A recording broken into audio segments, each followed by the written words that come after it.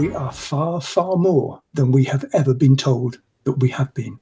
325 AD, the Bible was distorted after the Council of Nicaea.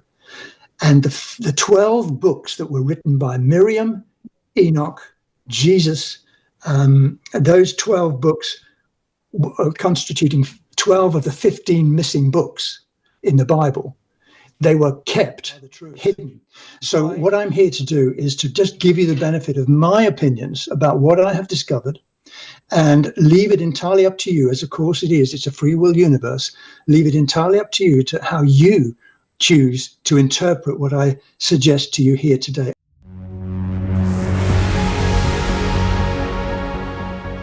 Where would you like me to go with this? Do you want me to begin 950 billion years ago? Or do you want me to start with last Tuesday? It's entirely up to you. Well, first of all, let me tell you that I'm simply giving you the benefit of my opinions about what has really happened throughout our history and my opinions about who we really are. Identity is everything. I first got interested in three things in my life when I was younger: history, mystery, and tennis. And so I did a lot of study of history. I was fascinated by mystery, and so I read a lot of very strange texts back in the day. And then I got introduced to tennis, and tennis introduced me to the wider world, and I became involved in tennis and the sports industry, etc.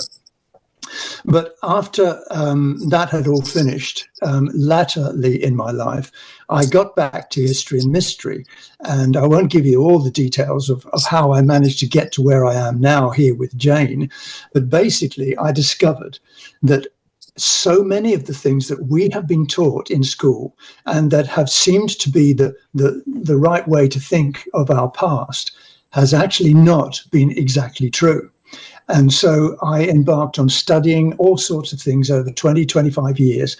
And this is why I'm here now, to explain an alternative history to you, an alternative history of you, because we are all interconnected and we're all part of the same tribe, if you see what I mean. And we have all lived on this earth and been subjected to the stories that we have been told are the truth. So what I'm here to do is to just give you the benefit of my opinions about what I have discovered and leave it entirely up to you, as of course it is. It's a free will universe. Leave it entirely up to you to how you choose to interpret what I suggest to you here today. I totally believe it, but we're all different and we're all sovereign beings living under God. That's what I believe. And we have to make our own choices about what we believe and how we act in our daily lives. So that's why I'm here. And I'm always excited to talk about the history of the world. And I'm always excited to talk about what I believe is my true identity.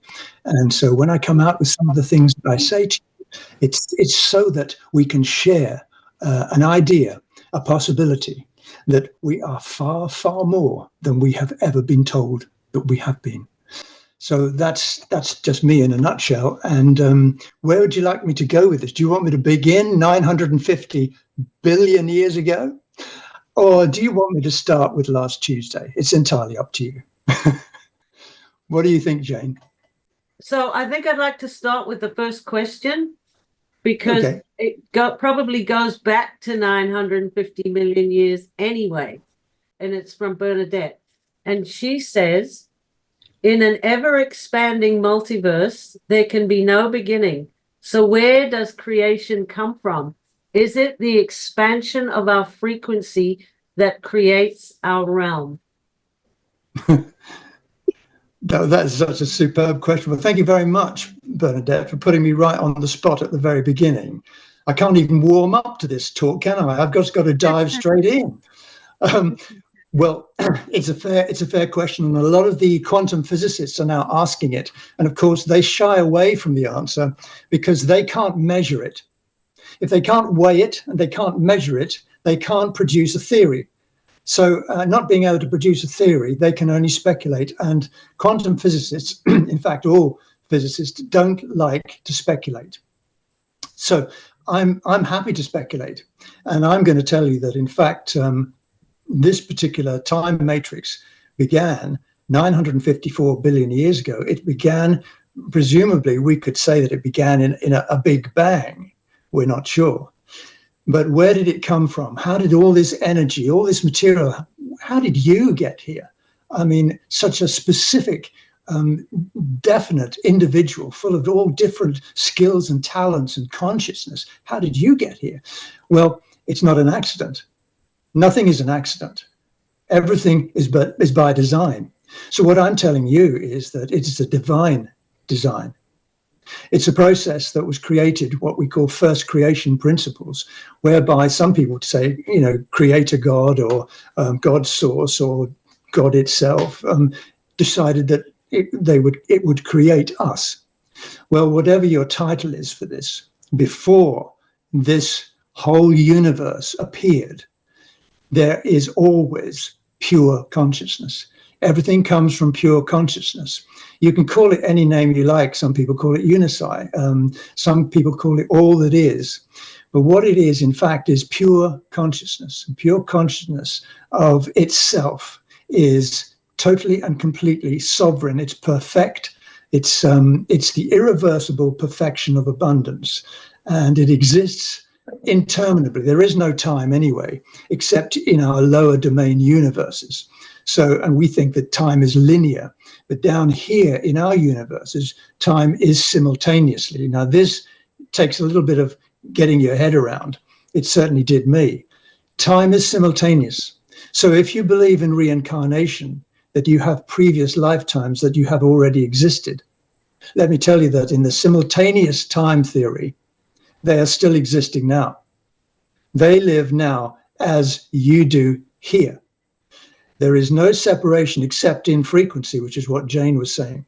Now, as you expand your consciousness, you expand the frequency of that consciousness through your understanding of what? Of who you are, of your identity. This becomes pivotal. And in expanding your consciousness, you expand the frequency connections with all of your previous existences and the ones that are in the future. So what you do here and now in this now moment is significant, not just for what you do and what you think and how you develop now, but how all of your other lifetimes and all of your other experiences may be manifested in this same moment, because they're all existing together. Now, Bernadette wanted to know what happened before all this. Well, what happened before was nothing happened, everything was. It is the perfection of abundance, the irreversible perfection of abundance of pure consciousness, which is based on love, absolute love, joy in action, and unity of all things. Everything is connected. And when you have got absolute love running in every frequency particle, you realize that you are an aspect of all one. You are one with all, and that absolute love transcends everything, and absolute love manifests itself in the irreversible perfection of abundance. So what is your identity? Your identity is the irreversible perfection of abundance, pure consciousness.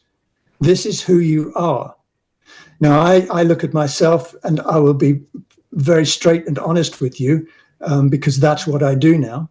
I see myself as having some difficulties with my eyesight. I have a bad back. I'd like to get my teeth fixed. I would like to have darker hair. I could dye it, but I'd like it to be natural. All of these things are what I have been believing were my identity. But of course, now I realize that that is nothing to do with my identity. That is just the physical manifestation of the energies that I've been through putting my body template. Who I really am is my identity, and my identity is the irreversible abundance of perfection. I am pure consciousness, and we are all the same. And that is what we are truly trying to achieve through evolution.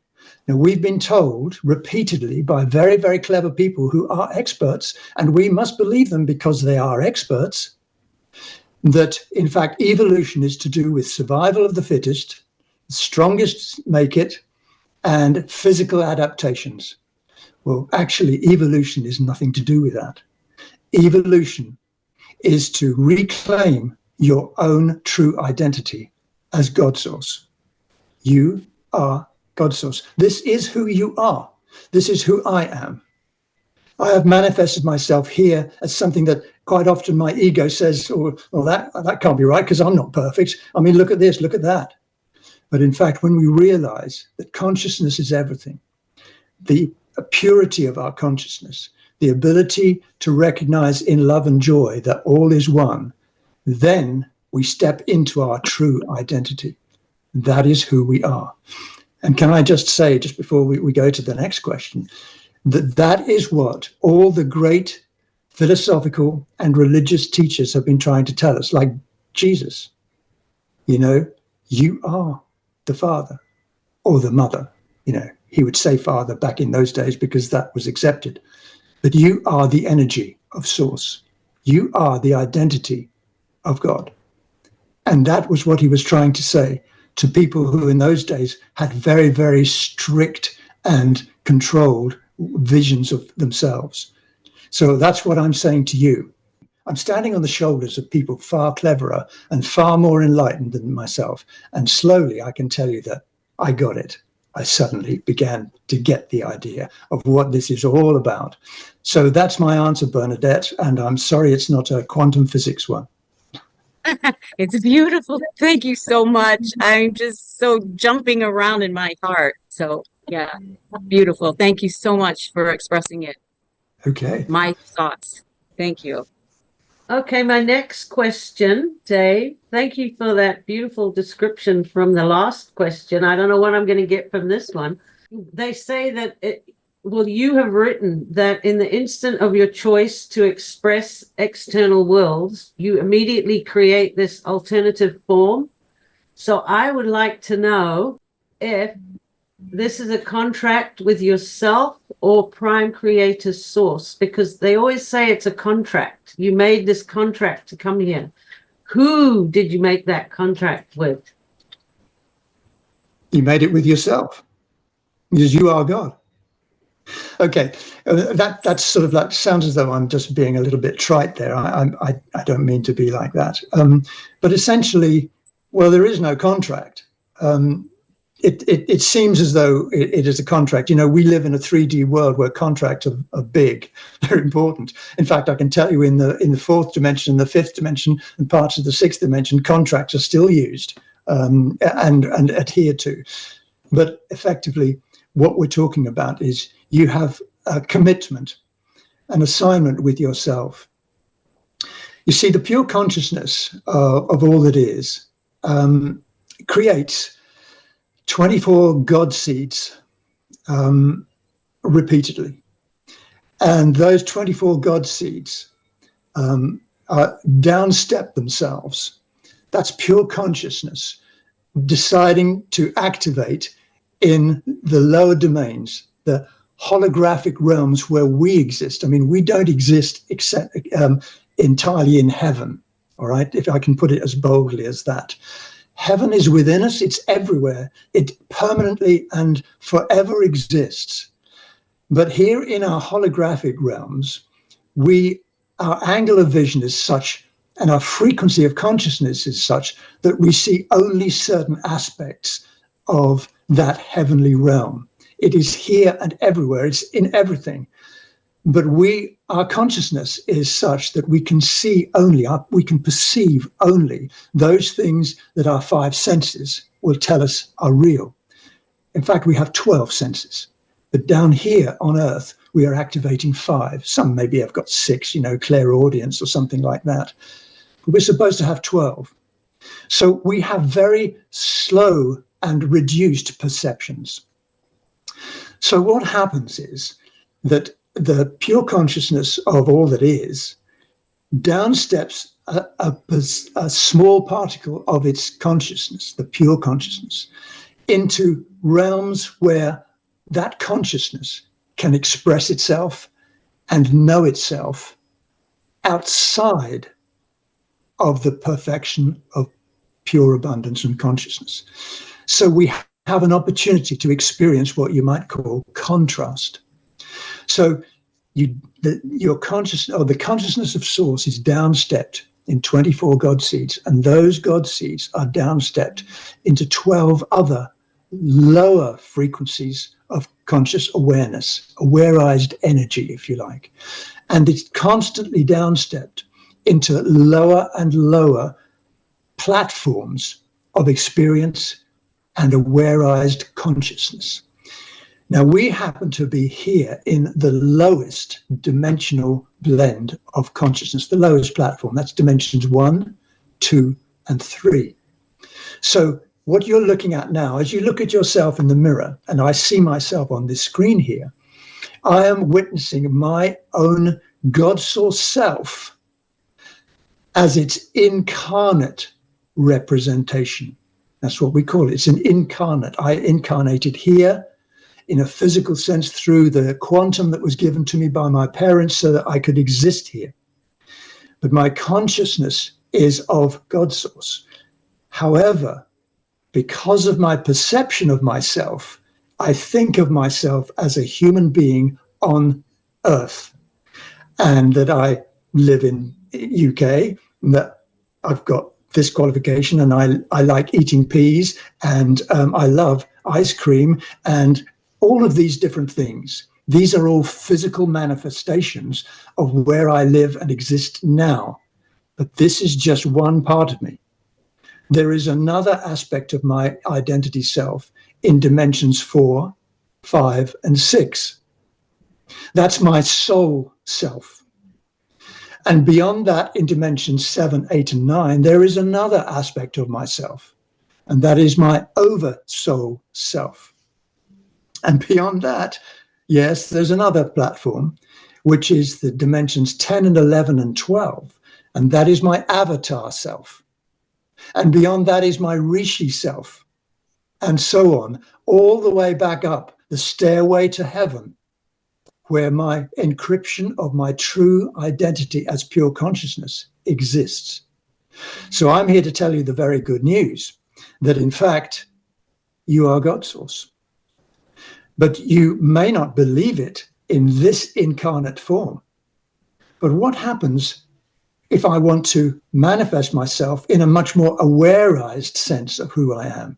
How can I be my soul self or my oversoul self? Or why can't I be my avatar self? Because that's where Jesus came from, the 12th dimension, and he was an avatar, and he could do all, he could turn himself into light. He could vanish. Now, you see, I quite like that idea of being able to just disappear and then come back, turn myself into light, and, oh, well, this would be wonderful. Well, why can't I do that? It's because my perception codes tell me that I am locked into a particular view of myself. I believe that I am this person. Look what happens when we receive letters from the government or from the banks or from the tax people, the inland revenue. It has a capital letter name, and we think that is us. I believe that's me. So they say, oh, you're liable for this bill. Oh, yes, yeah, I'm liable because that's me. That's not me. That's a corporate fiction that was made up by the government so that I would be liable for all these different bills, etc., etc. No. That's okay for the world and the third dimension. But if you're telling me that that is who I really am, I'm not going to believe you, because I believe I'm more than all of that put together. And so I'm telling you that you are God source. I'm telling me that I am God source. But yes, okay, so I admit that, you look at me now and you listen to me and you know that I'm not a multimillionaire, and you know I haven't got 57,000 degrees, and you know that I don't appear on TV or in Hollywood movies because I'm not that great. And you might say to yourself, oh, this chap, Dave Emery, he's deluding himself when he thinks he's God.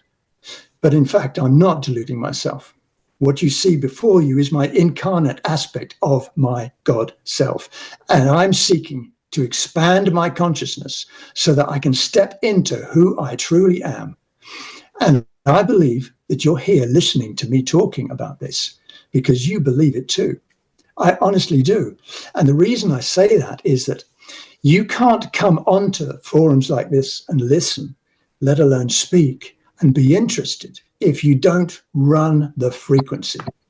If you don't run the frequency of consciousness, you can't connect with some of the things that you've been reading and that you've been saying. You are looking for something. You're seeking something. And when you start to seek for something like this and you look for it, I'm not saying this is right, but when you start looking for it, it's the first sign that your perception codes are expanding. More are joining your frequency of consciousness. And what is happening is your own inner self is saying, there's something more than this, and I want to find out what it is. And so you expand your consciousness. And in the process of expanding your consciousness, it's exponential. It moves you faster and faster and wider until you eventually pick up the codes that you require to return to your own self. We're talking about the pathway home. It's time to go home, folks. I don't mean I want to disappear, tonight, disappear and you never see me again, because I've got a lot of ice cream to eat. I've got a lot of places to visit. I've got a lot of people that I want to see and share time with. But no, the conscious pathway is our heroic pathway back into the light of who we truly are. And I'm not saying anything that is different from people like Jesus. I'm just saying it in a different way. And I'm saying it because I'm ready. I'm ready to make a difference in my identity and to step into who I truly am. Okay. Thank you, Dave. That was great. What I wanted to say was, for years, I've said to my family, there's got to be more. It can't just be what we see in the coming home and working and whatever. There's got to be more. I'm not just a mom. I'm not somebody's daughter. I'm not, there's more to life than that. I don't think we were ever meant to be like this. And I love what you said, because it brings it all to light, to more light, how that we're actually a part of creation. We're actually a piece of creation. I believe that's what you're saying. We're a piece of the source of creation is what I mean. We're a piece of the source. Well, and honestly, it's just me repeating what I've studied and how I've got to be here now, which is really the whole essence. I mean, I could have taken a different turn. I'd never met you. I could have been doing something totally different. But, there are no accidents. You are here because you're here because you're here, because this is the moment that you chose to be here, in this right here with Jane and all your colleagues here and listening to me. And it's the first creation principle is the energy that allows us to downstep our consciousnesses into these different realms where we can experience ourselves as something different. Now, of course, when I was involved very heavily in the sports and the tennis industry, I was very successful. That's quite some time ago now. And I was totally hooked by what I was doing. I was totally focused. In fact, I was so focused on it that I allowed other aspects of my life to be sidetracked. And I made some unfortunate decisions in that sense, because that was who I saw myself as. Oh, I am this very important sports trainer. That is me. And when it all crashed and fell apart, I realized something. I mean, once I'd recovered, I realized that, in fact, that was never me. And I set out to find out who on earth this me was. Because if that wasn't me, and I was very successful and I loved what I was doing, and then it stopped, then what else is there? Well, I resonate totally with what you have just said, because, you're not meant to be anything except what you choose to be. And when you choose to be something else, that is where your energy goes. So the real purpose of our mission here is, I believe anyway, is to discover who we really are. It's our identity. And once we really discover that, then we make complete and total connection with how we can get there, how we can manifest who we truly are. But that doesn't mean that you don't enjoy all the things that you're experiencing. I mean, I still enjoy doing all sorts of different things. And why not? You know, it's a choice. But the important thing is that I'm now aware of the bigger issue. I'm now aware of the much more important purpose that I have. And that is, for example, sharing with Jane her work in expanding consciousness, expanding our awareness of what truly is. Because we have been dumbed down and told things that are not true. I'm sorry to say this. 40 years ago, I used to believe everything that was read in the newspapers. I did, I admit it. Everything that was in the TV must be true, because they wouldn't tell us anything different. Well, now, of course, I've grown up in that sense. And I realize that, in fact, a lot of this information we've been told about the past and what we're supposed to do and how we're expected to live is not at all connected with who we really are. So I resonate with what you've just said to me. Who was just talking just then? Is that? That was Vicky. Vicky, she's our never-ending question person. Okay, well, yeah, I totally resonate with what you said, Vicky. You know, you are, first of all, you are your fully conscious, awareized identity as God source. That is who you are. What you choose to do in your lifetimes here and in other realms is entirely up to you. But perhaps the most important thing to remember always is your celestial, divine identity, because that is really who you are. Okay, thank you, Dave. So what would you like to do now? I know you sent me some graphics, and there's also your Song of Orion that you brought in. Maybe I think it's a good time maybe to say the powerfulness and the meaning of the Song of Orion, what it is now that it's available to us, and so that everyone here can be brought into that resonance or frequency. What do you think about that? Well, that's fine. Whatever you feel you'd like to do. Before I go on to that, I think I need to give some context for you with regard to frequency codes. There are codes of light and sound everywhere. You see them every single day that you see them on the television, you read about them, you see them in signs all around, everywhere you drive and you walk. Symbol codes of sound and light are everywhere. And most of them are actually very low frequency. I could go into detail, but that's actually Jane's area of expertise, all of that sort of information. But let me just say that you're listening here because you feel that it is important, because it makes a difference to the expansion of your frequency, of your consciousness, because consciousness is everything. Consciousness is energy, and energy is conscious. And so with regard to the Song of Orion, why should I be even suggesting that I sort of sing this very brief song to you? And so I need to give you some context. So how can I do that? You see, what has happened here on Earth over the last 30,000 years is that there has been a deliberate attempt to reduce and hold back the expansion of your frequency. Now, frequency operates in two ways: oscillation, which is light, and vibration, which is sound. So you're listening to my voice, and it carries a frequency. And the words I'm saying are carrying a frequency. And also the pictures of all of us are carrying a frequency. And that oscillation and vibration can either be very high and expanding, or it can be very low and contracting. Now, if I showed you some pictures, I won't even describe them, but if I showed you some pictures and some sound tones of very unfortunate, nasty things, which we know exist, what would happen is that your frequency of consciousness would contract. I know all this because when I was a sports trainer, I used to do muscle testing. And I used to get even strong guys on the stage to put their arm out, and I would press down on their arm, the deltoid test, and I'd press down and they'd be strong.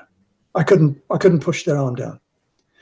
So I would show them a cigarette or a glass of or a bottle of vodka, right? Sometimes I'd put the cigarette on their other shoulder, and I'd say, okay, I'm going to test you again. And they'd test weak. And why? Now, I'm not against chocolate or vodka or cigarettes. Do what you want to do. Your choice. Honestly, it is. And I love chocolate, by the way.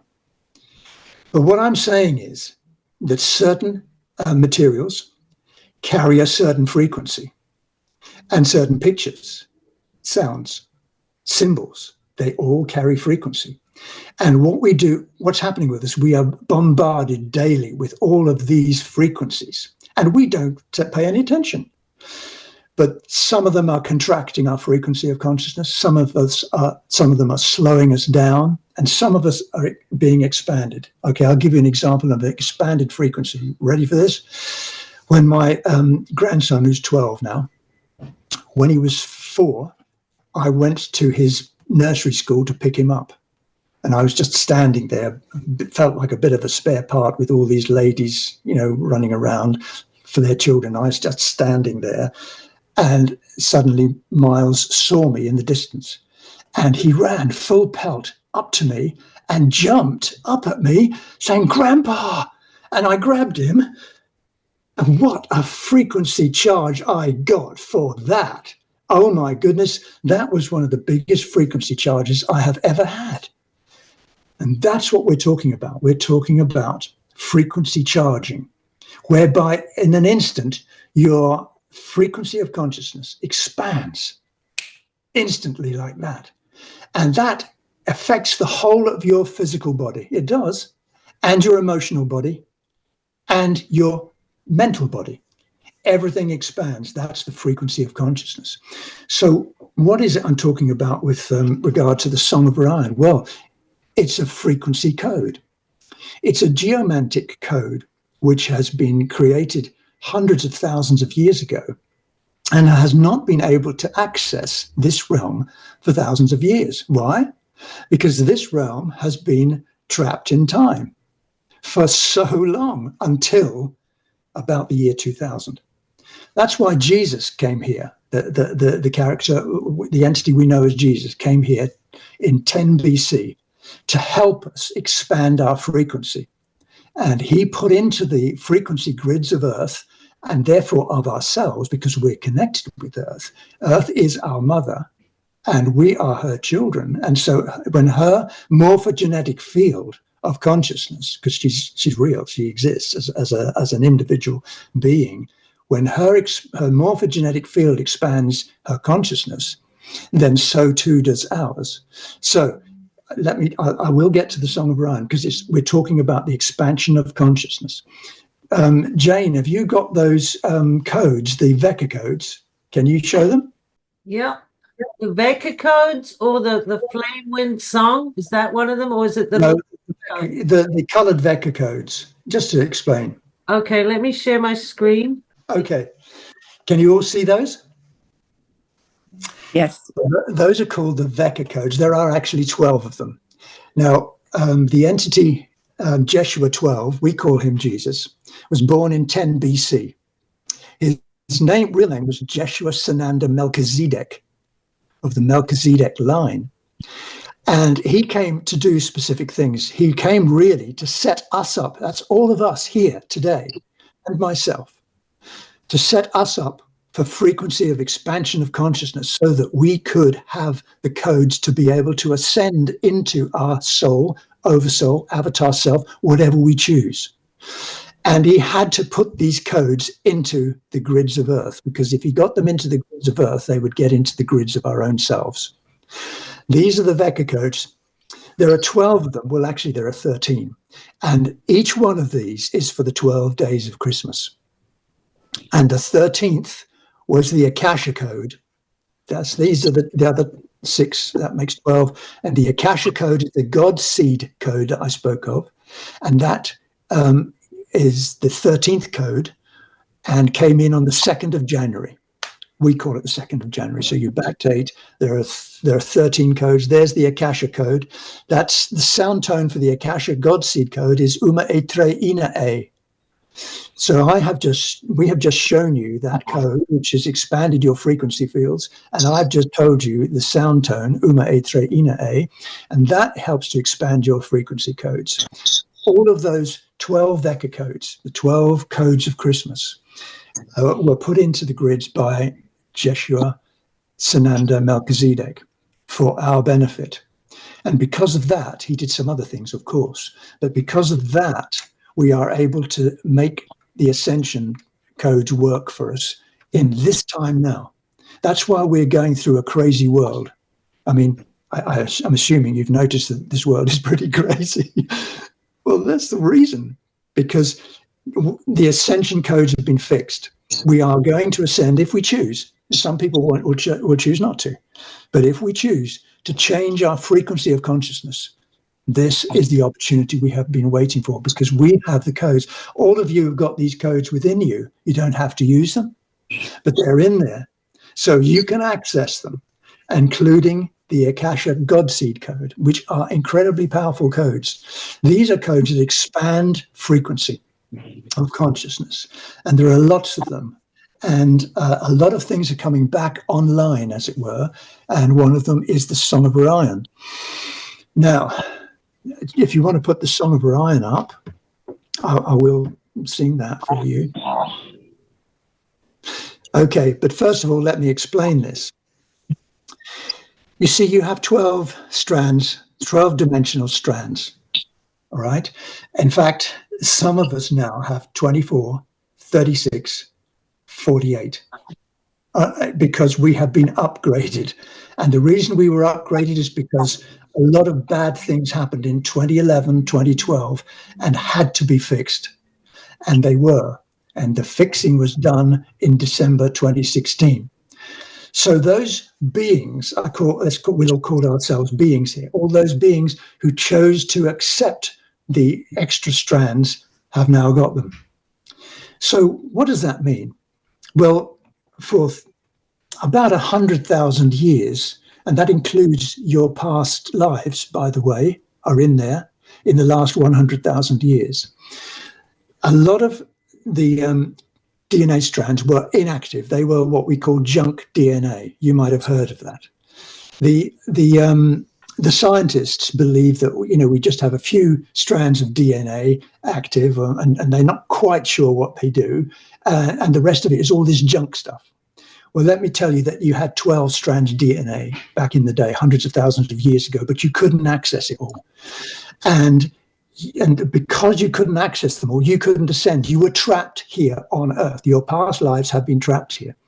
But you are going to make the difference for all of them. Now, the Area Kumnare was a pre-ancient song which was designed to activate and reconstitute the first 8 strands of your DNA strand template. The first 8 strands. That would immediately mean you could get in touch with your oversoul self, your oversoul identity in dimension 8 or 7 or 8 or 7 or 8. So when I sing this to you, and it's very, very simple, I am going to help you. Well, no, you will choose. If you don't want this to work, it won't work. So don't be afraid of anything like this. All right. If you do want it to work, if you accept it, you will find that your DNA strand 1 through 8 are going to start activating. Now, with me, I didn't feel anything, but people I have sung this to have afterwards said, well, yeah, I definitely felt something. You may or you may not. But the point about this is a high frequency sound code, which comes straight from the higher dimensions. And it was designed always to do healing and to expand consciousness through the DNA strand. So here we go. It's the Area Kumnare, which is known as the Song of Orion, which is dimension 8.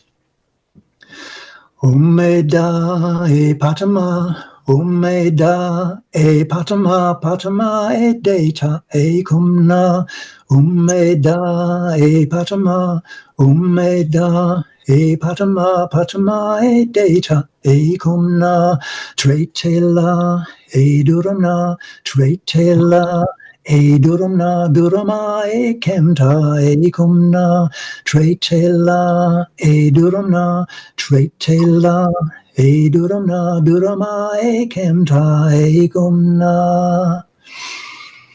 So it's a very, very simple song, and yet it is very powerful. There are a lot of these code songs coming out now, and you can access them, and you can sing them, and you can empower your frequency codes and your body template. A lot of them are very, very healing. If we run through these ones here, I hope you can all see them.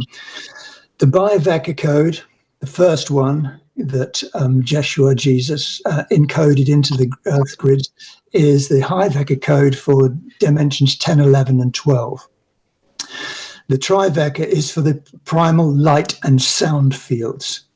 The Ku-Vecca is for the primal sound fields in themselves. They're very powerful.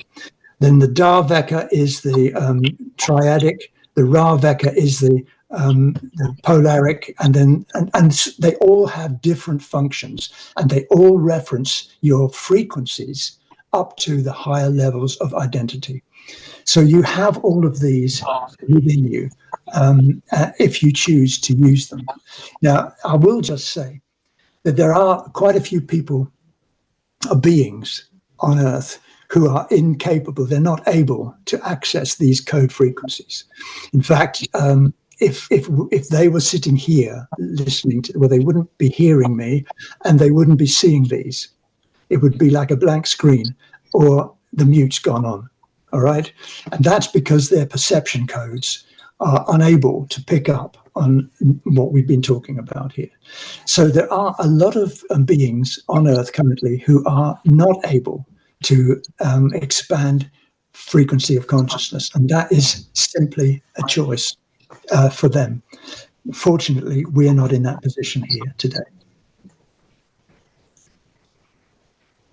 Was that a bit heavy for you all? I hope not. No, that was beautiful. And those codes. There's someone here, Dave, in our audience who is absolutely amazing. His name is Alex, and he measures the frequency of whales.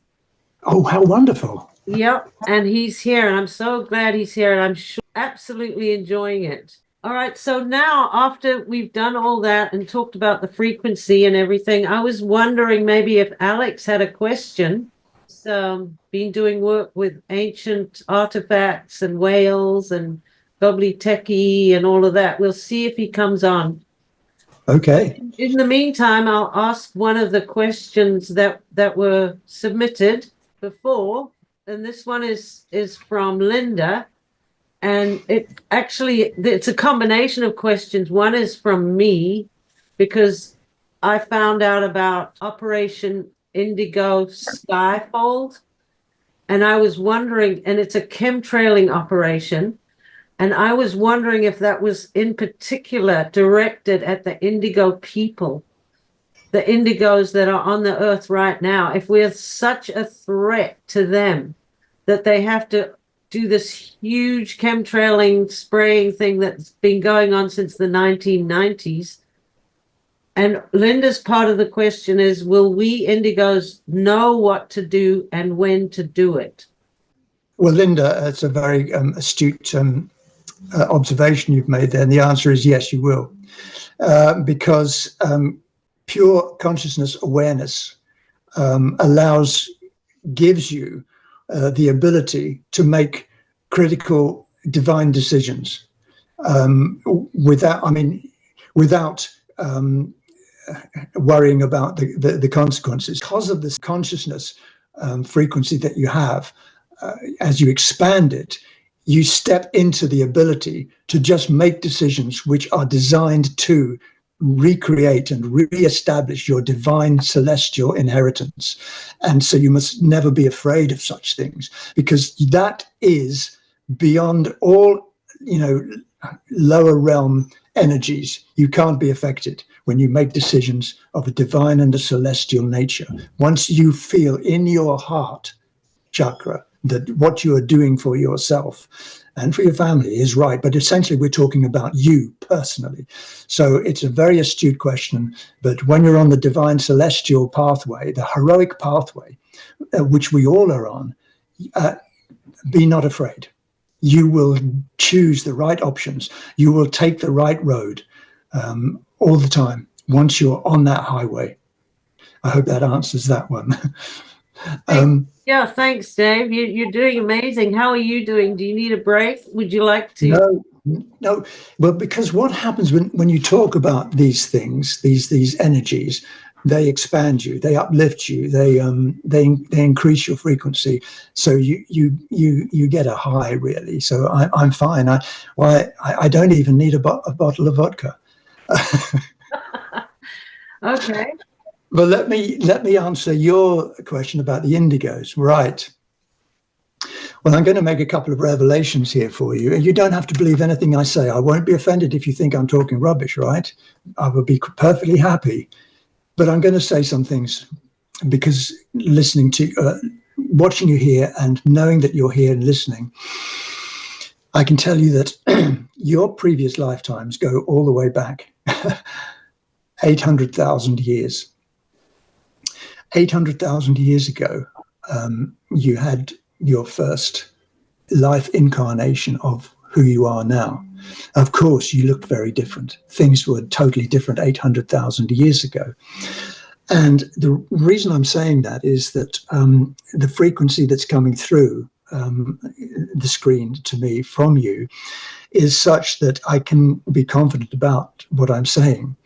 Now, that means that you are what we call angelic humans.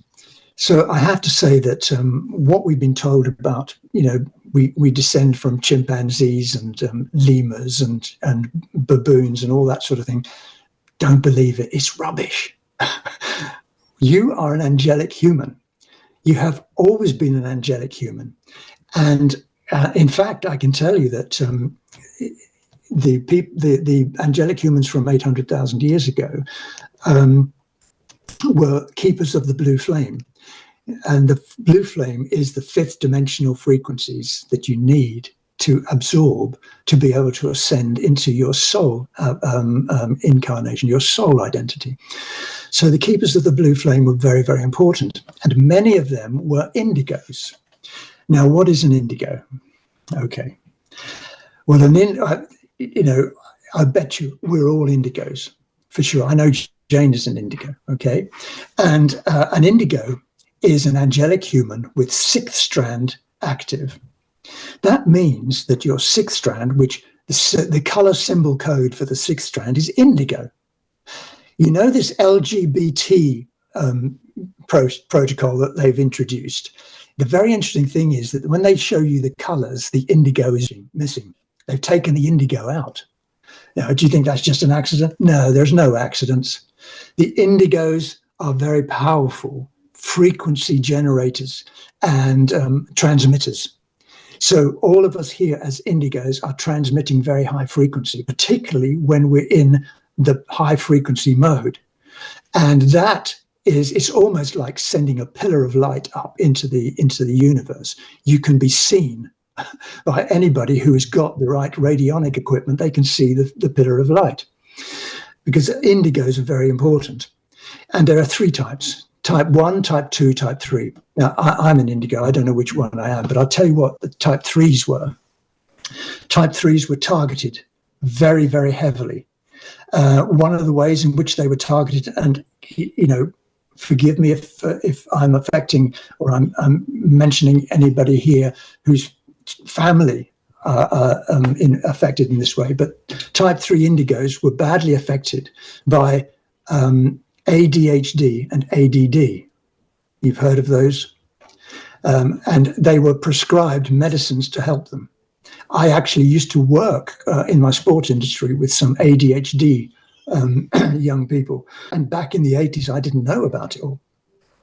But indigo type 3s are usually ADHD and ADD. And these are because they were targeted to reduce their ability to be effective as transmitters of high frequency. It would wreck their ability to interface with the morphogenetic field of Earth and other people. Now, chemtrails are designed to affect all angelic humans, but particularly indigos, because we hold the frequency. We are frequency holders.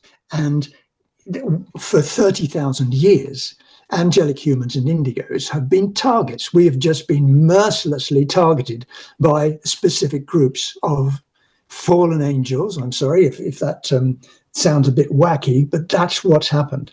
And the fallen angels created human hybrids, and the human hybrids are essentially the elite people who have been running this planet for 30,000 years. I could even name names, but I won't, because you're getting the picture here. Indigos have been targeted. Angelic humans have been targeted. You have been targeted. I have been targeted. Not in any great way, but just think of some, I mean, for example, Yeshua Sananda, Jesus, was targeted, even though the Pharisees and the Sadducees didn't actually know who he was. You know, when Herod sent all those soldiers to kill the children in Bethlehem, that is a fact. That did happen. And why? Because they knew through the fallen angelic energies that this particular 12th dimensional avatar was going to come to Earth to set us up for 2000 AD when we would begin to ascend. And they didn't want it to happen. So they tried to kill every child so they'd get him.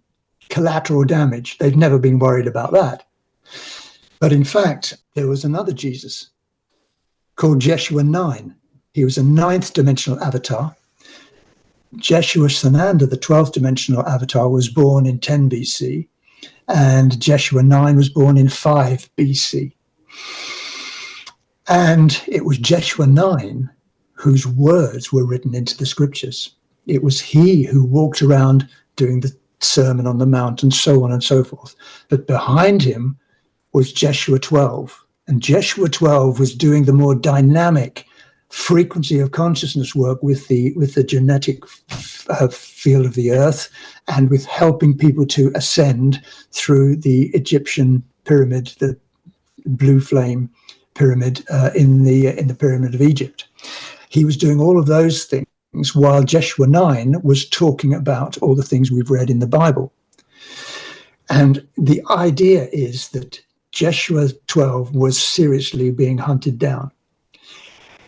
So they decided that they'd try to get Jeshua 9, and they nearly did, but he got exiled. They sent him off. Actually, he went to France. So when you hear stories about Jesus going to France, it was Jeshua 9 who went to France with Mary Magdalene. It was Jeshua 9 who was born of Mary and Joseph. Jeshua 12 was born of Jehuah and Jehuah. And they're totally different. They were Hebrew Melchizedeks.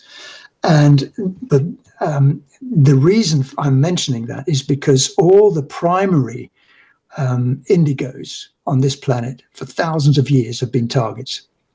Even the speaker now, who you've probably heard of, Ashiana Dean, who now goes under the title of Eisha, she is bringing all this work. I mean, I stand totally on, almost totally on her shoulders. What a wonderful being she is. She's from another dimension, a much higher dimension.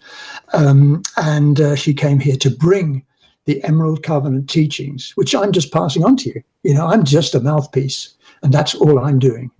But she was targeted too, and had a very, very, very, very tough time in 2009 through to 2011. I won't give you the details, because if I did, you'd be appalled at how she was a target.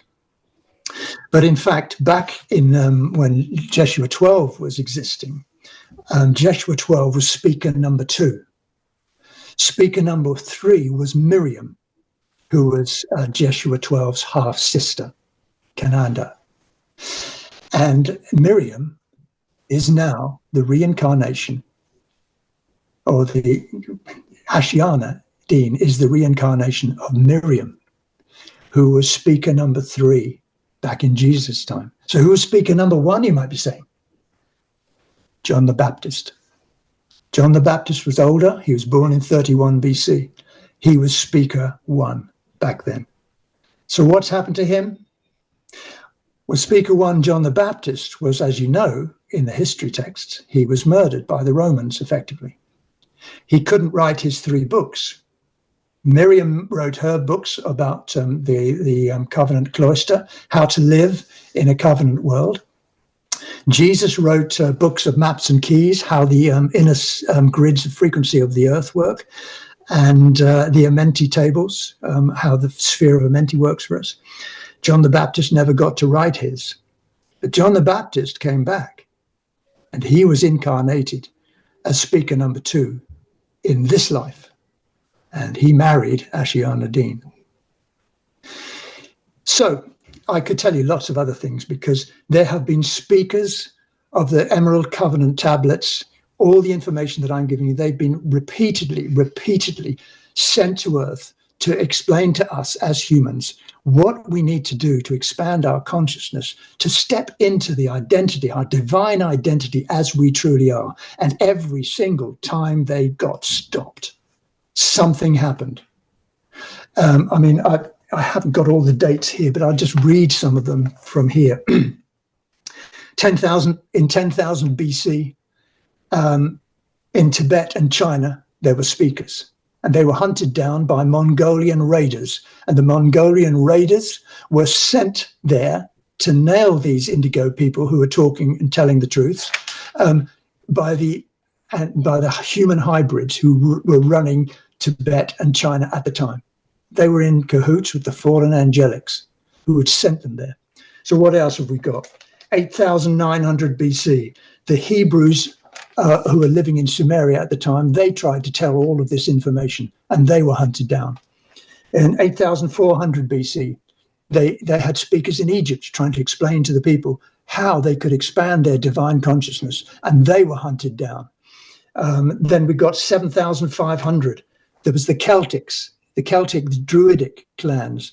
They were very, very high divine celestial beings. They were hunted down when they tried to say this, and they were finished off by the Romans in 70 BC. In 70 BC, yeah, 70 AD. Then you've got the Rama Indian, 5,900 BC. They tried to explain what's been going on, and they were hunted down. That led to the Kentaurian Wars, which you've read about in the Mahabharata, where they had all these vimanas, these spaceships flying around, and nuclear waste and all sorts of things. There was a huge war then.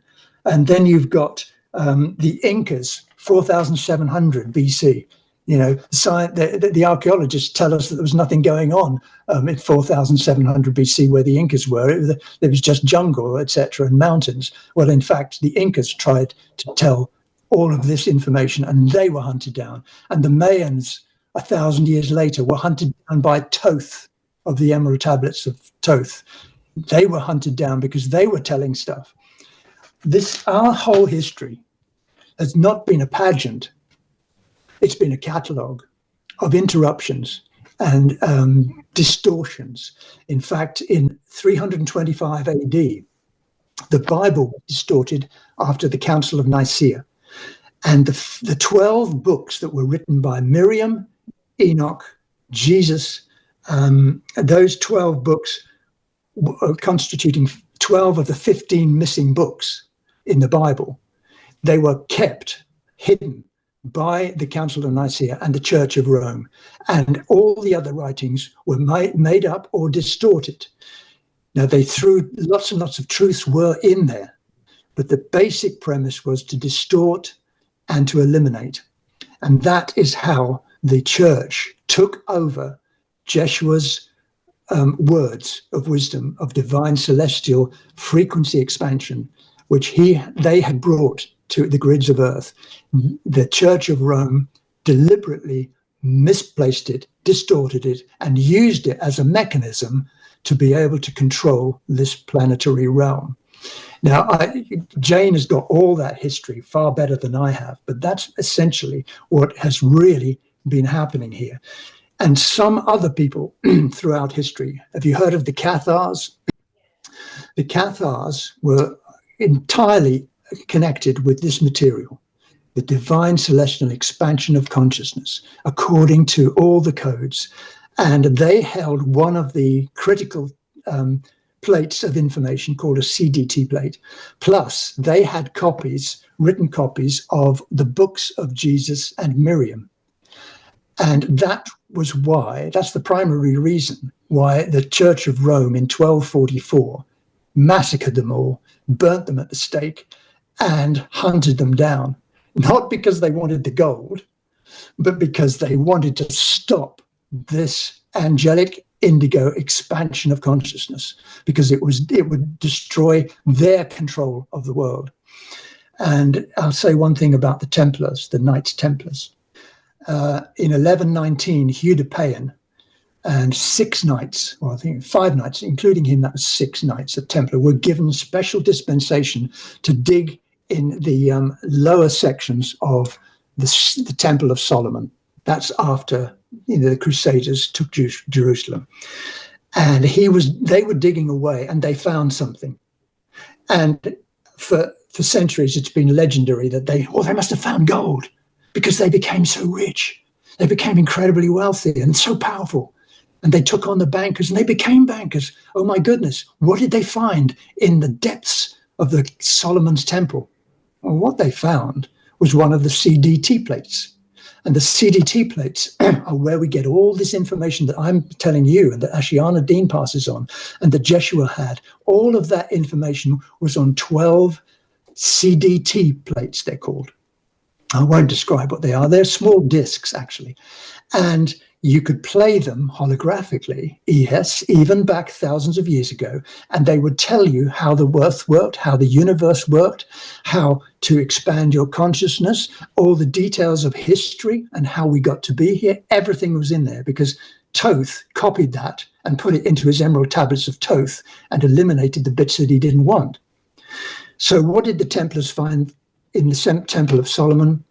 They found a CDT plate, and they used that information to enhance their ability to control the world through banking. Lots of information was in there. In fact, 2 of those CDT plates were stolen, and they couldn't be found until 1600. One of them was found in 1600 and returned to the Azurite collective who look after them. And the last one was found in November of 1999 in London, England. And it had been held by a Freemasons family ever since Atlantean times, 23,000 years ago. So what am I saying? I'm saying that indigos have been hunted. I'm saying that this information that I'm passing on, and Ashiana Dean has passed on, has been extant in our realm for hundreds of thousands of years. And I'm saying that it's time now, this time, for us to expand our consciousness and step into the true state of who we are. Each one of us, male, female, it doesn't matter. Child, we're all the same, and we're all connected with everything else. And this is a message that the human hybrids who've been running Earth for thousands of years have never wanted anyone to know. Wow, Dave, you are absolutely amazing. And everyone here should feel so fortunate to be here and listen to this. It's incredible information. Really, you're outstanding with everything, your knowledge. And we have today with us Alex Ling. And Alex, you can wave at me if you don't want to do this, but I would love to introduce you. Is that all right with you? Yes, absolutely. Absolutely. Yes. Hello. Hello, Dave. Hello. Very nice to see you. This was incredible. I have goosebumps all over. This is exactly the kind of material I'm researching as well, and it ties in with all my research. Absolutely spot on. Incredible. Yes. So, sorry. Go ahead. Well, no, I was just going to say you're working, studying whales, aren't you? Yes. My research is quite complex. So I have a medical background, and then went into functional medicine, and then started to look into frequencies, and my passion is to work with megalithic sites and stones, and also I'm connecting stones with all the frequencies, of course, not just from the earth, but within the stone. I'm working with water, the memory of water, Wow. Awesome. all the the tiniest parts of water within the crystal, which again contain all the information of our creation, if you like. So just of late, I have been working with frequencies in such a way that we have recorded actually some of the first sounds ever coming from stones, and we had a signal going into the stone, and then we had a huge delay from the signal. So basically, the stone changed the whole frequency of the signal, and that was due to a sound we used, which came from a frequency of the whale sound. So that's why I'm particularly interested in that as well. So, and that knowledge actually came from way back about 14,000 years ago. There was a group in Sumeria, the Haranians, which were extremely knowledgeable. And so it's a whole lot of, it's so much information there. But yes, well, I'm so interested in your research as well now. So it's incredible.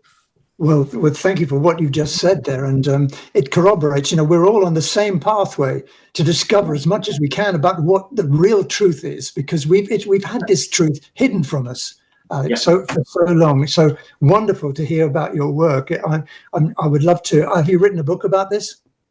No, I haven't. I'm in the process actually of doing that, but because I'm researching, I'm traveling an awful lot and doing all my research, also I'm giving a lot of talks and things like that. So, but also a lot of my information came from my father, who was actually a Freemason, 33 degrees. So, and even so, we didn't have a very good connection. In the end, he actually told me a lot of the truth, what was really going on. He was one of the people who would go to auctions and purchase these kind of artifacts for these kind of orders. So I know for sure there's a lot of things which have been stolen and is held and hidden. All the history we know as we know it is completely false. So definitely. Oh, Jane, you got to get this guy on the screen. Get him to give a talk. It'd be awesome. Debbie, my sister Debbie introduced me to Alex. Remember, you were going to go. I forgot where it was. Deb, where was it? Sorry, me. You're talking to me? No. Yeah, New Year, and we were in Glastonbury, Somerset. Oh, in England. And you were going to come and join us potentially. But it just yes, I couldn't do. Yeah, that would have been awesome. I'd have loved that. But and you would have met Alex. Oh, right. Okay. Live and direct next time. Oh, that would be great. Okay, well, now I've got a face. I've got two faces.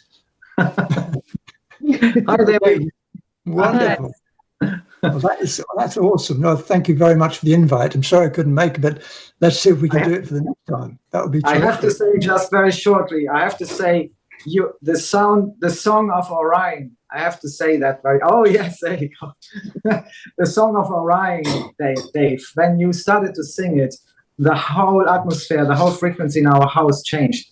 Absolutely incredible. I would love to play this to the Stones and make a recording from it. Or sing it with the Stones. Can we get the words? Yes. We definitely. I would love to have you there when we do this. That would be incredible. Yeah. Well, there are some very powerful songs. They originally were known as spelt PSONNS, meaning songs. They were the songs of the spheres. And it was the songs of the spheres that could re-encrypt the DNA coding of all beings. If you managed to sing them, that's why they were kept away from us and hidden for so long. But yes, sound is so important, like you've just been saying. Absolutely, sound and water. I mean, it's just an incredible. It's like the supercomputer of nature. And our whole history is stored in this waters. And our ancestors, the ancient people, they knew about this, so they would call the water the cosmic oceans. So they knew exactly how important it was to connect to it. Yeah, Jane, am I allowed to say something on that? Oh my goodness, Dave, stop it! Okay. All right. Talking about water, I don't know if can you see that? Yes.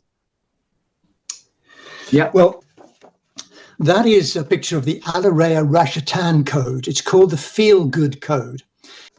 But it's a very beautiful code. And it's a feel-good code. What it really means is that it expands the physical properties of the body through the water. It's got 6 places to put your fingers, okay? Because originally angelic humans had 12 toes and 12 fingers.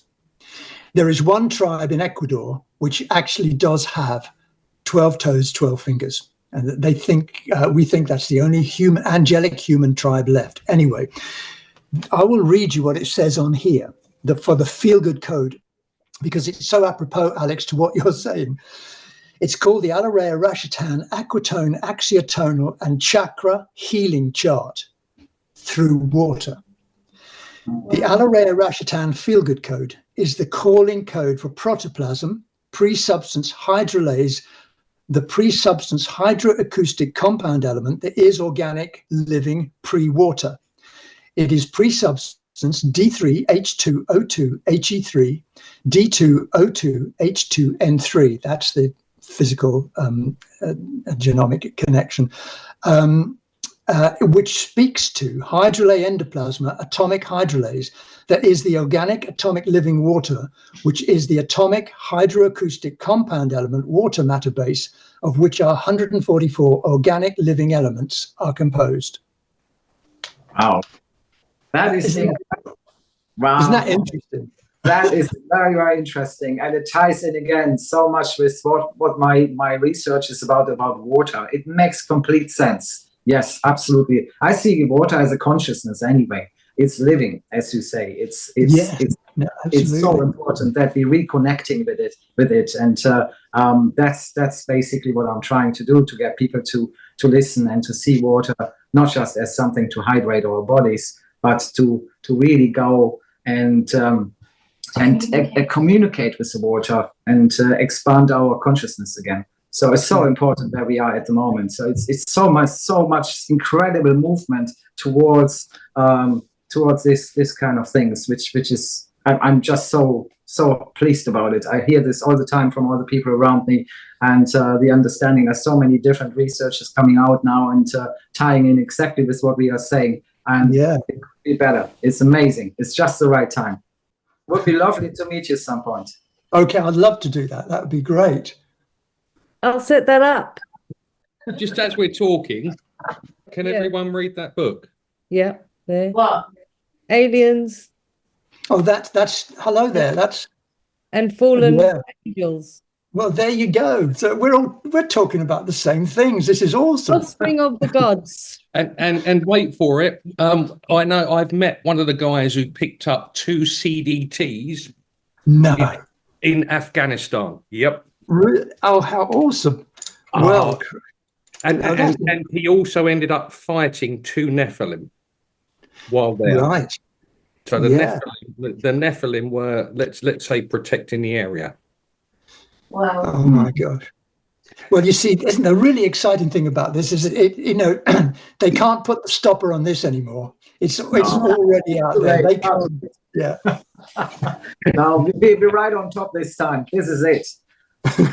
Let's put history back where it was meant to. Exactly. And when we raise the frequency as well, we'll get that Tesla technology out there when it matches the frequency of humanity. So stay high vibed. Yes. If you want clean energy, for sure. we are the best AI when we know it. We're just getting there. Yeah. Little steps. We are the reset. Yeah. Yeah. That's absolutely correct. Yeah. Well said, Eric. Yes, exactly. Okay. Jane, you've really brought together a special group of people here. That's awesome. Yes, I know. I'm thoroughly just so pleased with how this all turned out.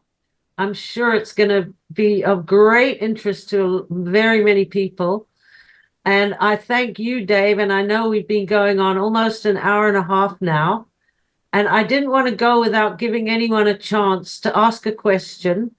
I also want to say thank you very much, and I want to see how you're doing. If you're ready to end now, or do you have a few minutes for some questions? I ought to think of. I got another 10 minutes, and so I could answer a question if you would like. Okay, that's wonderful, Dave. Does anybody have any questions?